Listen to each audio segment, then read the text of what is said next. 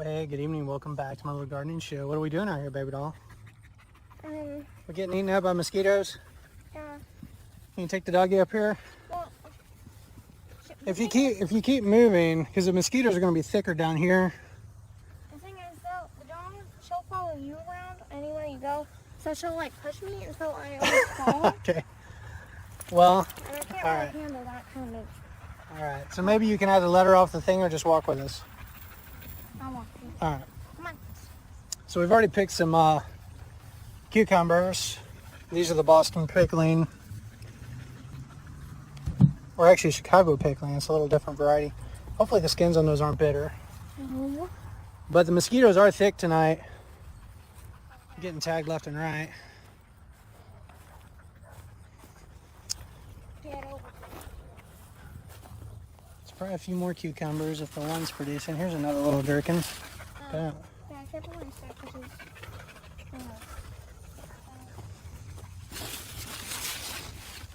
Usually they're hiding underneath the leaves. Then, We've gotten a lot of squash. Probably 10 or 15 so far. But they're starting to succumb to the bugs. Like this one is pretty well done. This one's showing some signs of fatigue. But more zucchini to pick. Let's pick some of that bad boy. Let me just twist it out. That's a big one. I like them better small, but the larger ones are okay as long as they're not too big. If they're too big, then the seeds are hard, and there's not a whole lot you can do with them unless you scoop them out, make bread out of them or something. I haven't gotten a lot of squash off this one. This one's been really prolific though. So obviously we haven't made a lot of videos this season. We've just been super busy. It's kind of a rare moment actually to be out here and have some time to kind of lollygag around. But here's the garden. We did manage to get stuff planted kind of late this year because of just how the weather was. But I mean, it's all doing well. Relatively weed free, not as pretty as it was, you know, when we first put it in.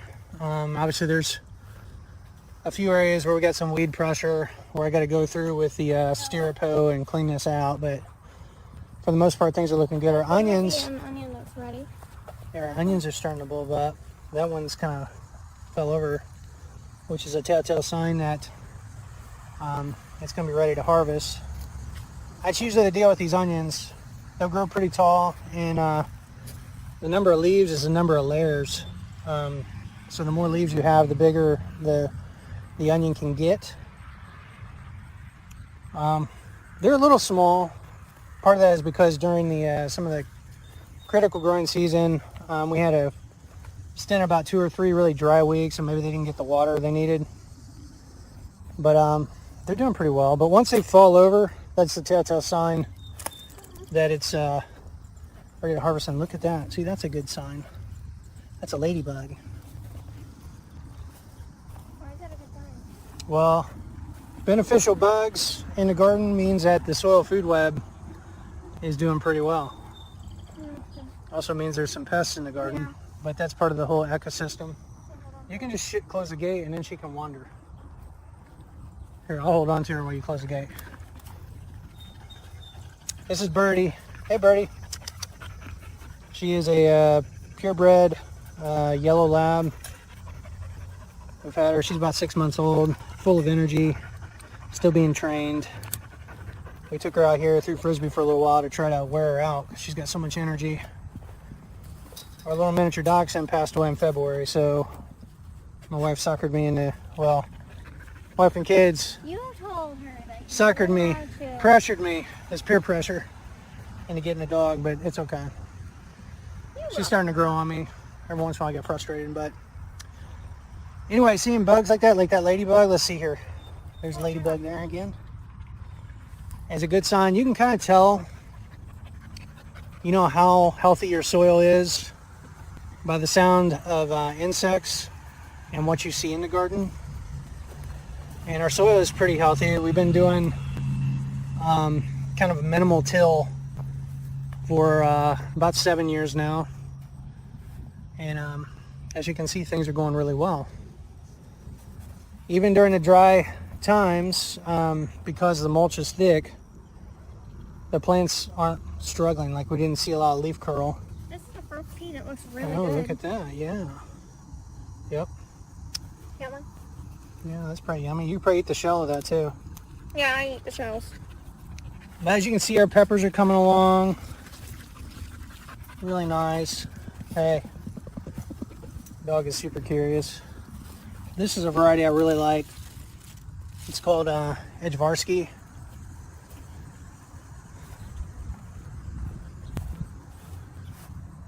What you got there? Peas. Well, go ahead and eat them. You can have this too, because I'm going to be making a video here. Now, kind of how we approach things is, we did a lot of our prep in the fall, wintertime, around November. The county brings out dump truck loads of leaves. We got like 3 dump truck loads. Took us half the winter to spread them. We didn't get them all spread till like February. But we weren't able to really break ground until late April, early May in the garden. We really didn't have anything planted until like, I don't know, I think the third week of May was when we planted our cold weather greens here. The kale, the kohlrabis, the cabbages, the pak choi hybrid stuff, and some of these Japanese greens have bolted and gone to seed. That's cool. But they're all doing well. None of the leaves are bitter yet. Here's some insects. There's a vine. Vine, that's interesting. There's a ton of bugs on that. I'm wondering what those are. There's another ladybug.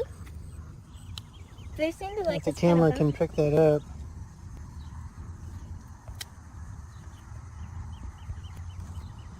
Yeah, I don't think the camera's going to pick that up. It's kind of creepy. Yeah, interesting. But there's ladybugs too. Look at that. Mm-hmm. Yeah, it looks like they're feeding on those. So that's cool. Looks like they get wings, because that's all they have. Yeah. So anyway, the leaves haven't turned bitter yet. They're doing really, they taste really good. We've picked kale several times now. But the cabbages, we're about ready to pull these. Like this weekend, I'm probably going to pull these cabbages and we'll stick them in the fridge and then process them later. And then we'll clean these rows out.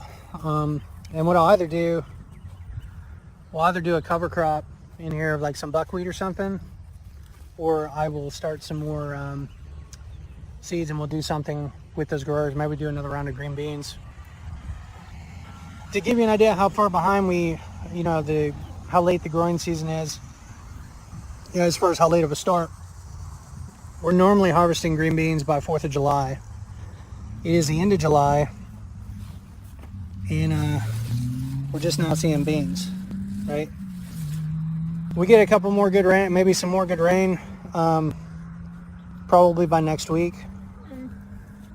These will be ready to start harvesting. No, get out of there. Which puts us behind the 8 ball a little bit, because now we've got tomatoes that we're going to be dealing with, because they're starting to come on. As you can see, the cherry tomatoes first. Hey, out of there. Come here, birdie. Come on.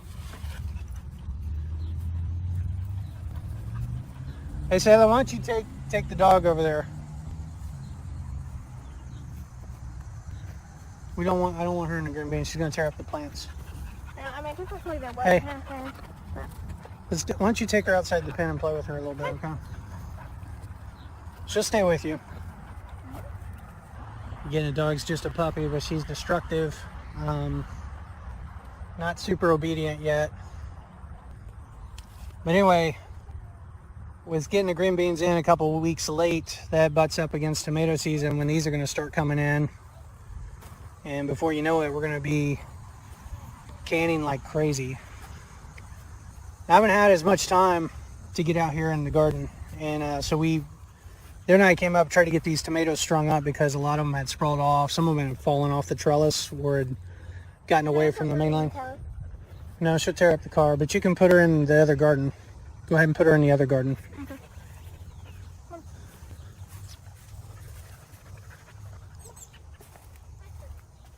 But our tomatoes are coming on pretty good. They look pretty nice.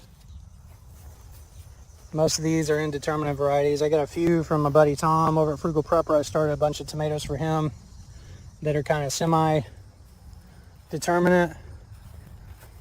And so it'll be interesting to see what I get off of those. We did double the sauce tomatoes though, and they're loaded with San Marzanos and Italian paste. I got all kinds of Italian paste tomatoes starting. The lower level are a little larger. And we got some that are actually changing color. For whatever reason, I've got a little bit of disease issue down here. I'm not sure what it's going on. And I'm gonna have to look this up. These vines where we've got these nymphs. I'm not sure what insects those are. So it's gonna be interesting. But I got a little bit of early blight going on down here. So this weekend, I'm gonna have to trim these vines out pretty good to get that out so it doesn't spread further. Could be a lack of circulation, you know, airflow. You want to look for some red tomatoes, you can pick some if you want.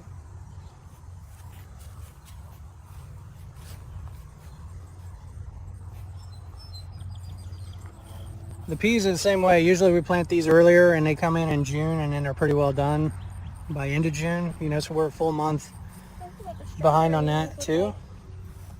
There's our new variety.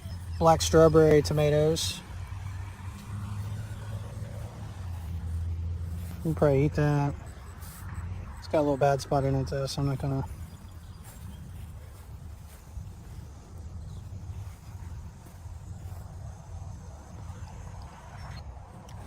So again, in the fall is when we get things prepped. We clean out the garden, we cover it in leaves, and then we start breaking ground in April or May, depending on the weather. For all of my greens, like the brassicas, it's like kohlrabi, kale, stuff that I start from seed. Anything I start from seed at the house and I'm going to plant as a plant that's already started. We use an auger, an electric auger, and dig the holes rather than till up the ground. I just drill in. Hey, come here.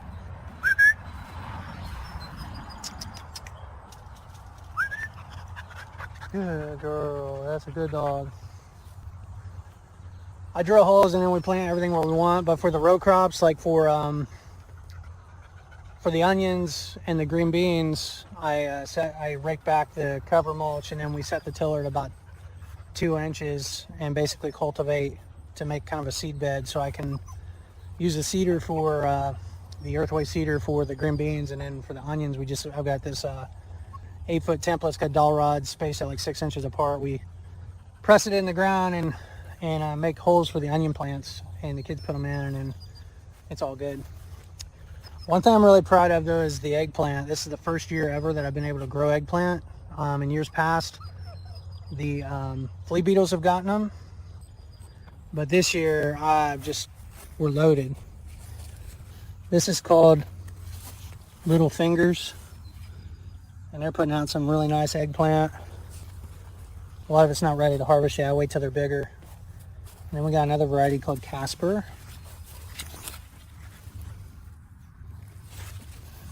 And that's a really nice one. And then probably my favorite ones is this Japanese one. I don't know if there's any that are ready to harvest because we picked a few already. I use my shirt to carry all these. Wow, that's a lot, baby. But this variety, it's called Camo, and it looks like we've harvested every one that was ready on that. But interestingly enough, I think one reason why the eggplant have been successful is because this pak choi hybrid that I planted seemed to be a flea beetle magnet. You see all those chew marks on that? So it seems like my flea beetles gravitated toward these plants instead of my eggplant, which that's fine. There's plenty of greens here. So in some ways it's kind of like a trap crop for them. At least that is my experience this year. They might be completely different next year. But I thought that was kind of interesting. So I will definitely plant that again so I can get eggplant. Because I've got plenty of greens. They're looking a little ratty, but... So anyway, we're blessed to be able to use this space. You know, things do pretty well overall. I mean, every year is different, and some years are better than others. Like the tomato, I mean, it looks like they're coming in good, but I don't know if it's going to be as good as last year. Last year was pretty amazing with the tomatoes. Still got a lot of cherries that my daughter didn't pick, so I'm going to have to go back through and pick some of these. Now these have split because we got a lot of rain here recently. It seems like when they get to a certain size, they're more prone to splitting.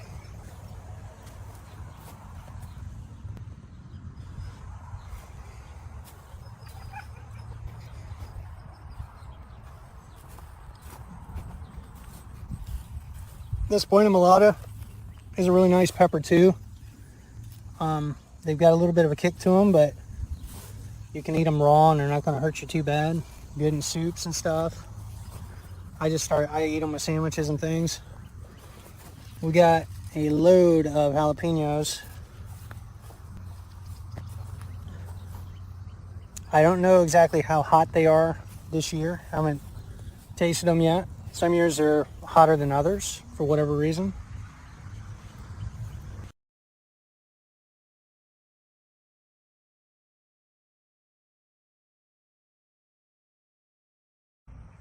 So we were putzing around the garden as we're getting ready to leave, and got our first tomatoes. Here's a Dester. It's a little one, kind of cracked. Not the prettiest thing, but probably really tasty.